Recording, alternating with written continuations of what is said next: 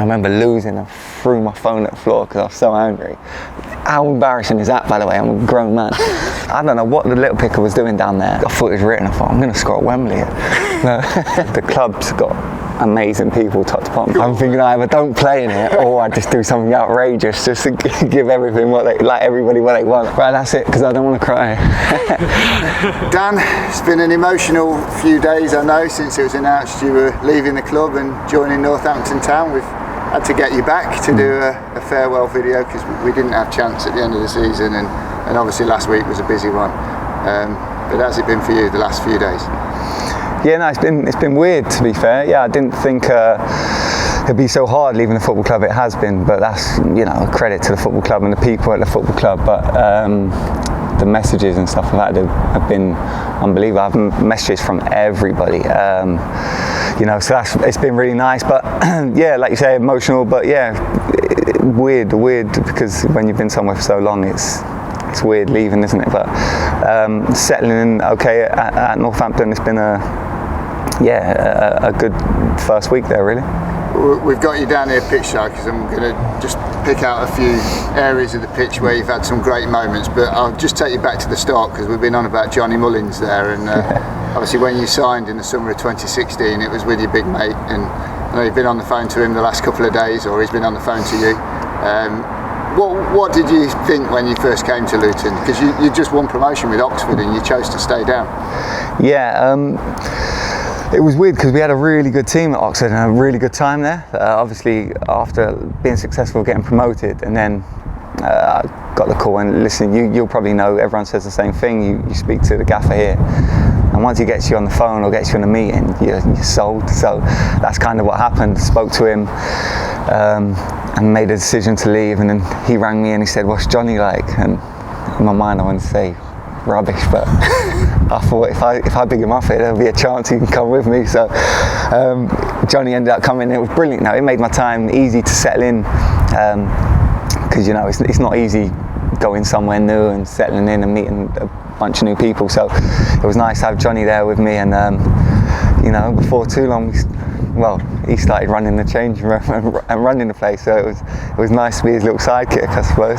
Well, I think that first season we did an interview in the programme about Hatter's hotel roommates, I think it was, and you and Johnny regularly cropped up as causing chaos on away trips. Well, it was more him, and I just followed. Like I say, I followed him about a little bit because we were close, and yeah, he was always up to something.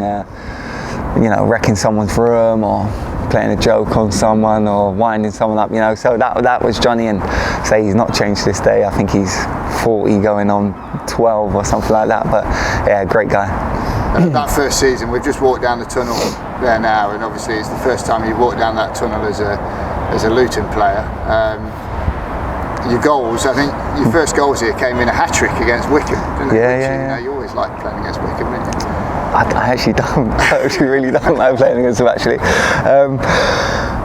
Yeah, do you know what? Yeah, I saw that. I think someone tweeted me in something or something like that. Yeah, because I was trying to think when my first goals were for Luton. I know the first one was on the opening day, wasn't it? And then at Kenilworth Road, I mean. And yeah, it was a hat-trick at Wycombe, so that was nice to, you know, to get them goals relatively quickly. I think it was probably after 4 or 5 games or something, wasn't it? So it was quite nice to get the goals, and you know, I suppose if you score a hat-trick in front of your home fans when you're new, it makes settling in easier, doesn't it? So that was nice, and yeah, good start to life at Luton. I say about guiding us around the pitch, I think it was in that corner that probably your first moment of infamy came here, when you actually got sent off, but it was a second yellow, wasn't it, for picking up a litter picker that was at the side of the pitch and lobbing it in the direction of the linesman, but it wasn't at the linesman, it was against Doncaster. I tried to it, yeah. No, yeah, so yeah, I remember the game actually really,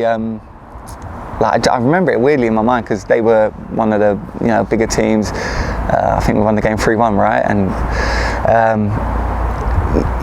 yeah, it was a weird thing because I thought the guy was obstructing me, or he was fouling me. He wasn't even trying to play the ball, and you know, the red mist come over. Once that comes, I kind of, you know, I lose my bearings for 5 seconds or so, and I don't know what the little picker was doing down there. I've never seen one around the pitch since, to be fair, but yeah, somehow, yeah, I just threw it and nowhere near the linesman, but it was actually nowhere near him, but I actually don't know why. I mean, petulant, so you probably deserved the second yellow, but you know, I couldn't believe the reaction I got after that. You know, I thought, what have I done? I'm going to get in trouble for this or whatever. And then, you know, your song starts getting sung around the stadium. I thought, Jesus Christ, this lot will do for me, you know. So, you know, it probably helped that I scored a hat-trick a few games before that, I think. So, yeah, it was nice. And, you know, probably from that moment I thought, you know, this is a great place, because not many clubs, you know, would sing your song after you've just been sent off in a game. So that was nice. You'd already, that season as well, you'd already started wearing the mask by that point, because I think it was against Grimsby you got clobbered, didn't you? Yeah. Fractured your cheekbone, but you became the man in the mask. I think we ended up auctioning it for something like 1,500, £2,000 at the Christmas dinner. But you didn't want to stop wearing it. Once your cheekbone was healed, you didn't want to stop wearing it, did you? Because you scored so many goals. Yeah, well, firstly, that was one of the most painful things I've ever experienced in my life, doing it. Like, that guy had the hardest head I've ever experienced in my life. And then, yeah, I remember watching, you'll probably know better than me, was we winning 1-0 or was losing 1-0? No, we were losing 1-0, I think, and then Glenn Ray scored. I remember seeing it on the screen in the hospital when I was sat there, so that was nice. But then, yeah, put the mask on. And then quite enjoyed it. Started scoring scoring a few goals whilst wearing it, and then, like you say, yeah, become a bit superstitious. I didn't need to wear it anymore, but I kept it on. You know, I'd become like a superhero with his cape, I suppose. You know, you put your mask on. So started doing that, and then just kept persisting with it, really. And I think I'm right in saying you had it on up at Morecambe when until the Derby goal here this season. I think that was the only goal of your 62 for Luton that was outside the box. Yeah. You know, I don't know how people score from outside the box. It's a long way. I can't really kick the ball that far. But the Morecambe one, I remember that goal as well. Yeah, like you say, I don't score too many goals outside the box, so that was nice. No, I'd much rather. Well, any goal's nice, isn't it? But I'd much rather tap it in from a yard or two, like the one I nicked off Luke Berry at Doncaster. That was nice. So we'll take you around the pitch, and we're actually sitting here. You mentioned that Derby goal. Obviously, that was the most recent one you scored here, which we'll come on to. But the other reason we came here was the baby celebration against Barnet, which I think was another scruffy one, wasn't it? Nicked that one off Potsy. Yeah, that one. Nicked that one off Potsy, and then you grabbed baby Beatrix, who we discovered. Yeah. We didn't know she was baby Beatrix at the time. You just grabbed her, and it was live on TV. Yeah, I'm not sure what happened either, to be honest. I just remember, I think it was Shees or something like that, put crossing. Potsy's an unbelievable header, to be fair, because he was on, like, everything Potsy was heading over them seasons were just flying in. So I saw it curling, he's headed it, it's kind of curling into the top corner, and I've managed to nick it from about half a yard out. He still talks about that to this day, actually. He's not bitter about that at all. And then, yeah, we I don't know, you know, as you do, you run off celebrating, and a baby appeared. So I'm not sure what the little one was doing at the game. I remember her being really young, but she was there. So yeah, picked her up, and, you know, yeah, it become a little bit of a thing, didn't it? Done an interview with the family, and, you know, yeah, it was a nice moment. I think I've actually jumped forward a season there, because that was the second season, wasn't it? That was actually the promotion season. But that first season, if we just go back to that, at the end of the season, you were named in the shortlist for PFA League 2 Player of the Year. You were in the PFA Team of the Year, the EFL Team of the Year. You got 4 Player of the Year awards, 27 goals. It was a great season, just ended with disappointment here.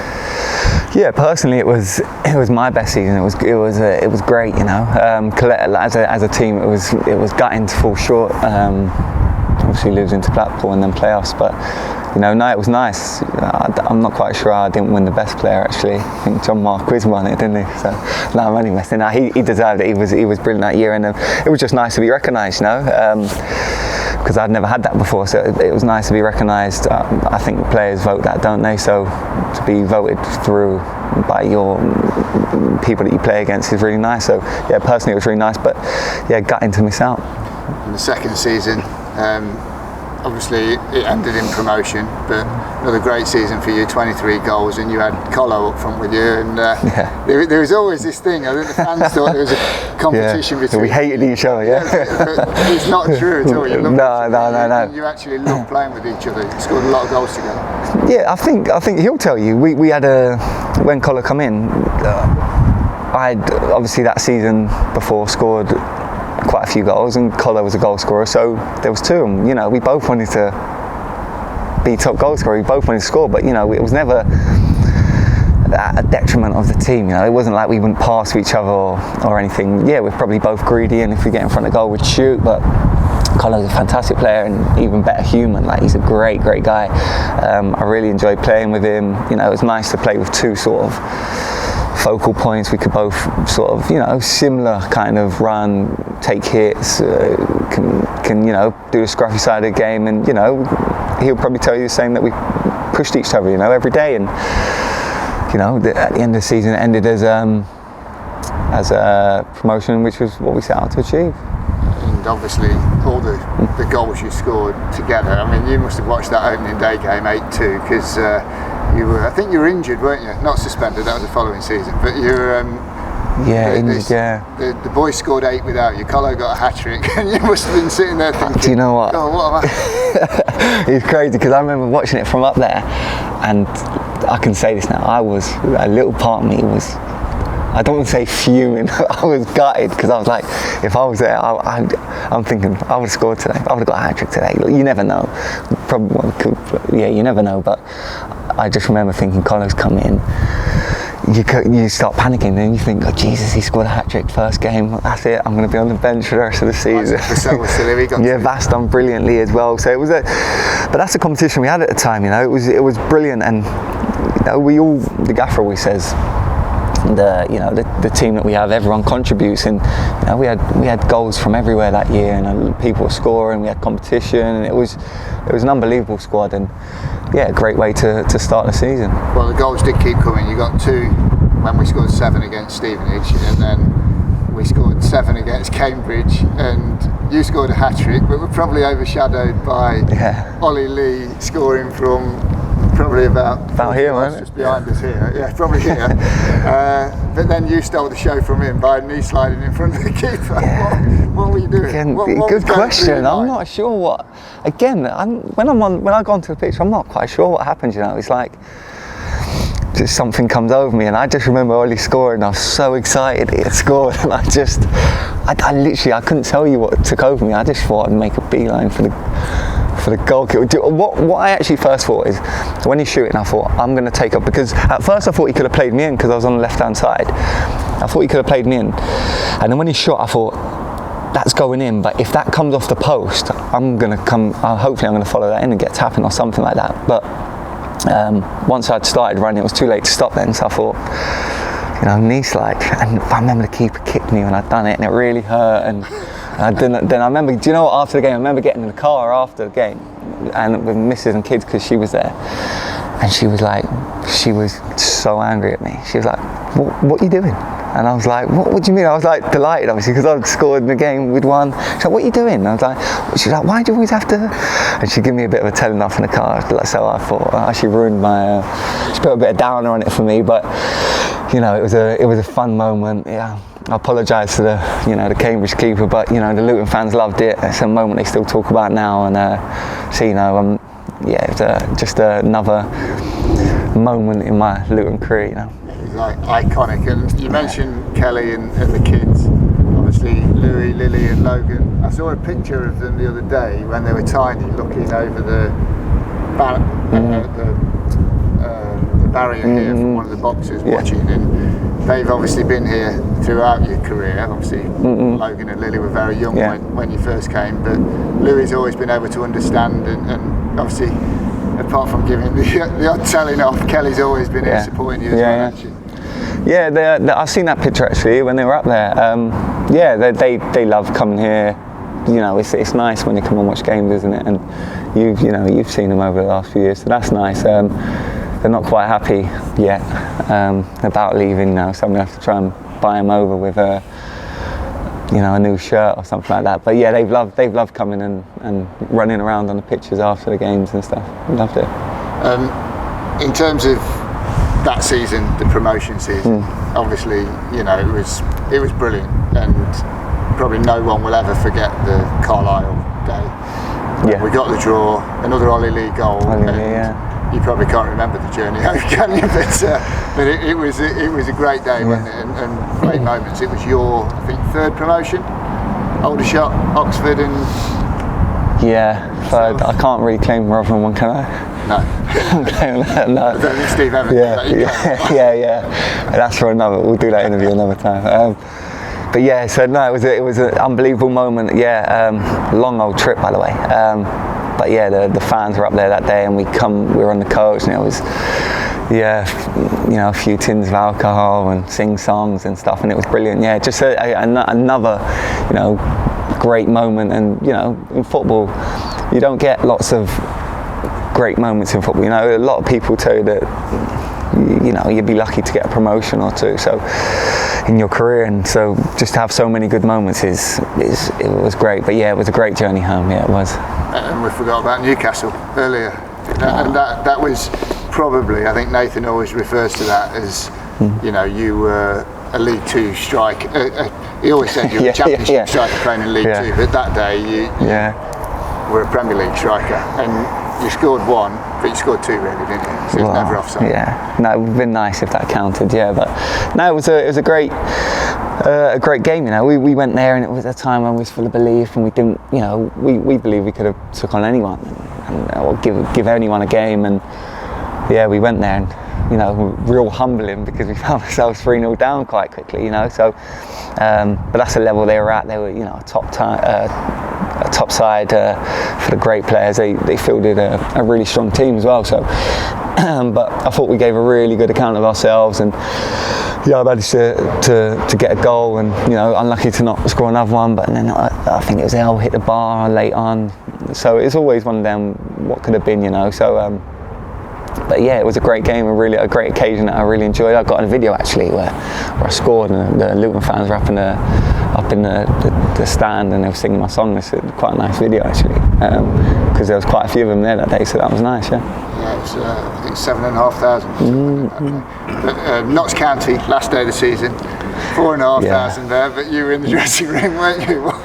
Yeah. Did you get a ticking off that day as well? The biggest telling off you've ever seen to this day. It was great. I don't. Again, so I remember I've been booked in the first half, and that was a silly booking. I think I got involved in something that had nothing to do with me, but that's kind of what I did. And then I remember at half time, the gaffer was like, do not get sent off. Don't do it. There's no need. There's just nothing. And he said, get sent off, then you miss games next season, and blah blah blah. And I was like, okay. And then I remember, I think it was a throw-on down line, wasn't it? It was a throw-on down line. And I promise you, Stu, I'm telling you dead serious, I didn't do anything. Yeah, I just jumped to try and win the ball, kind of jumping backwards. And when you jump back, you lift your arm, and the player fell on the floor, and then I end up getting a second yellow card, and I was gutted because I knew what was coming. And I went in the change room, considering we just got promotion. He was angry, and he literally didn't even speak about promotion for the first 5 minutes. He literally he was like, basically, you need your head tested. You've got demons. I think the line was, "You've got demons in your head." He wasn't happy at all. And I was gutted because I missed the on the pitch celebrations. The stewards wouldn't let me back on the pitch, which I don't even know if that's a rule. Am I allowed back? I don't know. But it was I missed them celebrations, so I had to watch them from like the tunnel. But it was another great day, and the celebrations after was fantastic. The coach couldn't move for a bit because the fans were all around, and I think we had a couple of drinks with the fans, like outside the stadium and stuff like that. So it was brilliant. Really good, and another good day. But spoiled it for myself a little bit, but again, you know, it gives us something to talk about, doesn't it? And the following day, I put the video out last week of you on stage with Justin trying to start the song, forgot the words. You know, it was so cringy. I just didn't expect it. Like, and I don't know how I did it, because I can't get on a stage and sing in front of anyone. I couldn't sing now, let alone sing. But it was just like, you put me on the spot. There was too many people to sort of say no to, so I had to do it. I didn't really know the first part of the song, but yeah, I saw it and I was cringing the other day. But you know, everyone got involved. Kind of. I just look at the players' faces behind me, and I was doing it, and they were like cringing, and yeah, really cringy moment. But you know, it was a great moment with the fans, and it was just, you know, something that was, you know, they loved, and you know, you can look back on in years' time and a good moment. Yeah. Well, the following season obviously ended in fantastic circumstances with the title win in League One. It was a bit stop-start for you, because you mentioned that you had a suspension to start with. Yeah. A couple of injuries, a couple more suspensions, but there was one moment early on in the season when you were just getting back to fitness, and it's that goal up there at the Oak Road end where I think it was Accrington 4-1 at home. You scored a hat-trick. It was your third Luton hat-trick, and there was one move that started down here in this corner. I think Shins was involved, and it ended up with JJ putting a lovely ball across, and you just sort of, it was just there. You didn't even break stride. I think you just stabbed it in. And I put it closer to the keeper than I needed to. I remember just thinking, just put it in the net, and I thought, jeez, I nearly missed that. But yeah, no, it was a great day actually. It was a really good game, because we had a bit of rivalry with Accrington. They were, do you know what, actually a really good team, played really nice football. I remember it being quite a heated game as well, and there was a bit going on with their manager and players and stuff, so it was nice to score a hat-trick and, you know, get the last laugh on the day. But yeah, I remember, you know, when you got players like JJ tearing off down the left wing, no one can catch him, you know he's going to put a great ball in, even if it's on his left foot. That team at the time, you just had to make runs into the box, and players like Shins, you know, JJ, Jack Stacey, whoever, Beza, whoever it was, they find you, and you get the credit for scoring the goal, but really, you know, it's down to their brilliance and their quality that makes it easy for you. Midway through the season, obviously the gaffer left, and first game for Mick in charge was up at Sunderland, and it was another red card. Now I remember being in the dressing room at the end, just round the corner, as Mick was saying to you, get your head up, Dan, don't worry about that. You know, we got a great result. Obviously, Colo equalised from the penalty spot, and then Mick came and spoke to the press, and he used a word with the press that day that Nathan's used this week as well, that no issues. They asked Mick about him and his style of play as a striker, and he said, I was the same, you know, occasionally you catch somebody, you can get sent off, but don't worry about Dan, he's our talisman. Yeah. You know, to hear somebody like Mick Harford and obviously Nathan the last few days saying that about you, you know, that must be massive for you. Yeah, so it's really nice, and I suppose like what Mick says is you play on the edge, don't you, and there's a fine line, and sometimes you go over the edge and you can get in, you know, get yourself in trouble, get sent off or something, but it's never maliciously going out to elbow someone, although I'm pretty sure Mick's probably done that before. You know, I know he's had it done to him. So he probably would have got away with that back in the day, actually. But yeah, no, it was a shame, because it was a big game, and you know there was lots of fans there, and I remember getting back into the game, won the penalty, Colo scored, and then I think it was real soon after we just equalised, we got sent off, and then I think we were really lucky actually not to go down to 9 men that game, because I think Colo caught someone just after, and I think it might have been a different interview then with Mick if Colo got sent off as well. But yeah, it just shows the character of the team we had. We went away to Sunderland, went down to 10 men, we dug in, we got a draw, and that's just the character of the team, you know. They fought for each other, we fought, you know, we had a great team environment, we were real togetherness, and you know, stuff like that just spurs us on and makes us better, you know. So it was, yeah, you know, a disappointing end to that game for me, but it's never about me. It was about the team, and the main thing was that we got the result. At the end of the season, we got the result because nothing changed under Mick, did it? He just everything was set in stone from when Nathan had set you up in the first half of the season, and it just rolled on. And I know obviously you got injured just after you'd nicked that goal off Bez here against Doncaster. But it was a brilliant season, wasn't it? And it was. Celebrations here again with, ironically, your former club Oxford on the final day. Which could have been a tough game, and on paper it was a tough game because they're a really good team, but we ended up winning, was it 3-0 that game? And it was a nice end to the season, and more celebrations. It was Monks that scored a free kick. I remember Monks scoring a free kick down there, and it was another great day. But like you say, Mick till the end of the season was brilliant. Mick, he's a legend, and he didn't have to change much. He kind of just left it to us players, and because what Nathan did was he worked so diligently on our team. We knew what we had to do. We kind of had our schedule. We knew what we had to do, and Mick just kept that rolling, and he led us when he needed to, and everyone had respect, like so much respect for Mick there. We weren't going to let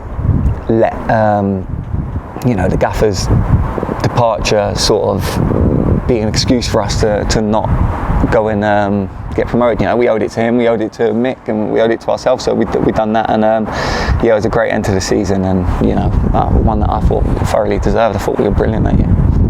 Then we move into the Championship, and we were dead and buried at lockdown. Obviously, you'd not played much. You'd been injured at the start of the season. I think you had to come back from Slovenia, didn't you? And you were getting back via Germany. Never got on a plane before on my own, so I was like terrified. I could tell you, my phone. I broke my. We used to play stupid stickman golf. Right, this is pathetic. Right, we used to play stupid stickman golf. Right, so we was playing it when we was in Slovenia. I remember losing. I threw my phone at the floor because I was so angry. How embarrassing is that, by the way? I'm a grown man. My phone broke, right? So I got no. So I've got no phone. Can't speak to my family or anything. I'm in a different country, and then Simon says I have to go home. So I'm like, right, I've got to go from Slovenia to Germany to, and I've got no phone. I'm so nervous because I've never been on a plane before in my life. I thought, I don't know how I'm going to do it because I've got no phone to check anything. So that was a bit of a scary journey. I'm not quite sure still to this day how I made it home, but I did make it home, and then managed to get myself a new phone. I'm not sure I even told Kelly that I threw the phone on the floor. I think I've probably told her I dropped it, so I might have to edit that one out actually. But that season, obviously, Nathan came back. He threw you straight in. I mean, you'd had a couple of appearances as a late substitute with the fans. I mean, just go back to those moments. The fans singing your name, I'll never forget. You came on for a couple of minutes, and it lifted everybody around the place. And so the fans always stuck with you, didn't they? Yeah, they did. And that my relationship with them was always brilliant. And obviously the goals and the promotions and stuff like that, and being part of that helps. But from day one, they just took to me, and when you hear your songs sung, it's unbelievable. It's so nice, and I thank them for that. But yeah, it was always nice when you heard your name sung and you're sitting there. So it was nice. Yeah, Nathan come back and managed to get back involved and stuff like that. And I probably know your next question, so I'll try and jump it. But Nathan, we wouldn't have stayed up with anyone else, and he just knew us as a group, and he knew the club, and he's the best man for Luton, isn't he? And like I say, I don't think anyone else probably on the planet would have kept us in the league that year, but he did, so that's credit to him. Well, you did preempt it because he played you in a massive game up at Leeds, and then obviously we had the moment here with the great escape complete against Blackburn. The shame was no fans because of the circumstances, but obviously you boys had a beer on the pitch with club staff at the end. It was, in those circumstances, it was as great a last day celebration as you could have, wasn't it? Oh yeah, it was fantastic. Obviously the no fans spoiled it a bit. It'd been great atmosphere to have them there. But yeah, I remember the game, and it was real edgy, weren't it? We went a goal down, didn't we? And a couple of own goals that they scored, and blah blah. Yeah, and then got a Colo penalty. I'm right in thinking it was a Colo penalty, wasn't it? Yeah, I've got the right game. Good. Yeah, it was just a great day, a great a great achievement. Like I say, I don't think anyone else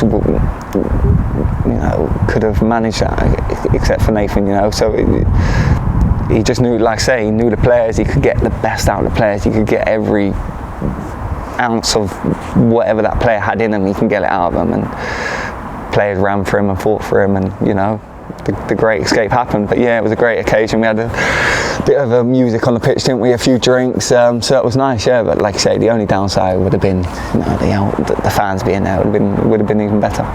The next season, obviously, we finished 12th.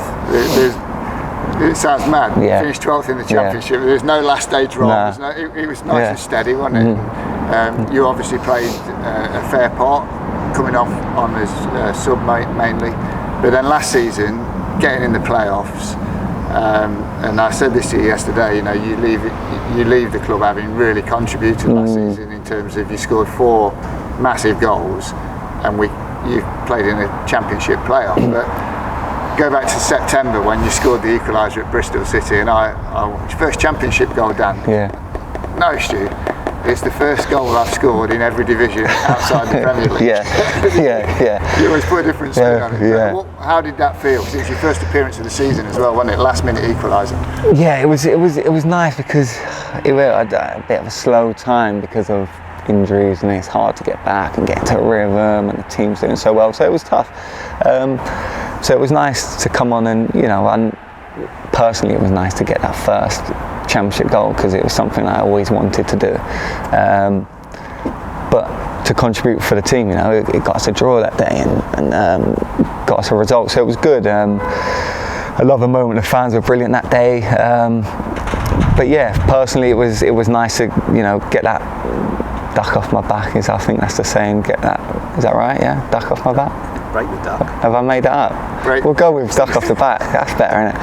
I got the duck off my back that day, and yeah, it was nice. Could relax a little bit after that. And then obviously the goal that we were waiting for. You got that moment back here at Kenilworth Road. Well, you were outside the box. It was against Derby. Yeah. 1-0 winner, and just Kenilworth. To stand here, the whole stadium just erupted. It was such an important goal, and you had your moment that you'd waited so long for, hadn't you? Yeah, it wasn't even something that I was thinking about at the time, but then after the game, I don't know who mentioned it. Could have been you mentioned it to me, and I thought, yeah, that was. I probably didn't appreciate the moment enough in it because obviously you're in the game and stuff. But there's a couple of nice angles of the goal. The little cameras you have in the goal, and one's the EFL view or something from up there, and it's quite nice. But there's a nice one from behind that goal, I think. And as I shoot, you can see before the ball even goes in, you see the crowd go up, and it was a really nice moment. But again, it's not about me, was it? It was about the team winning the game and taking a step towards what we wanted to achieve and something that we believed we could achieve. And so it was nice, yeah. And again, nice to contribute. But listen, when Big CJ goes up for a header, he's got the sharpest elbows in the world, and he's the strongest man alive. So you just, like I say, going back to like JJ, Jack Stacey, people like that, you just have to make runs. And people with CJ's quality, he's 9 times out of 10 he's going to win a header. You just have to get yourself in a position where you can receive the ball and then try and score. So yeah, credit to Cam, but yeah, it's not about me, it's about contributing. But a few weeks later, the kids were back out on the pitch with you at the end of the season after the Reading game, I think it was, wasn't it, before the playoffs. It was just a great end to the season. Again, we'd achieved something on the final day. We went into the playoffs, unfortunately ended in disappointment at Huddersfield, but to have that farewell as a Luton player, you didn't know it at the time, but you went out at the very top, finishing the highest ever you finished as a Luton player. Yeah. You contributed those 4 goals, earned us 8 points last season.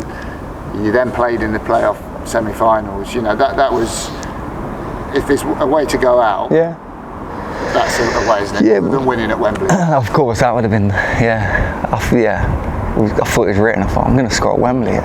No.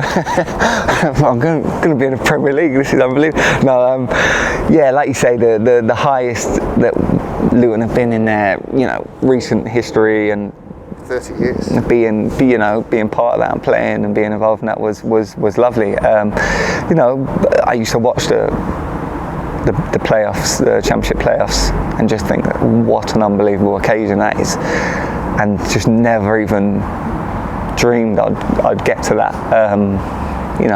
to play in that or get to that level. So to do that was amazing. Yeah, like you say, gutting that we couldn't do it, because I thought, against Huddersfield, obviously I'm biased, but I thought that we deserved it. Going away, I thought we missed 2, 3, 4 chances that we could have taken, or that we was this far away from scoring. The Corny chance, I don't know how he's missed out. I scored that, but I'm only messing. But it's one of them where you just think we're that close, and if we scored, it would have been a completely different game. But we gave it everything that year and last year, and we just fell short.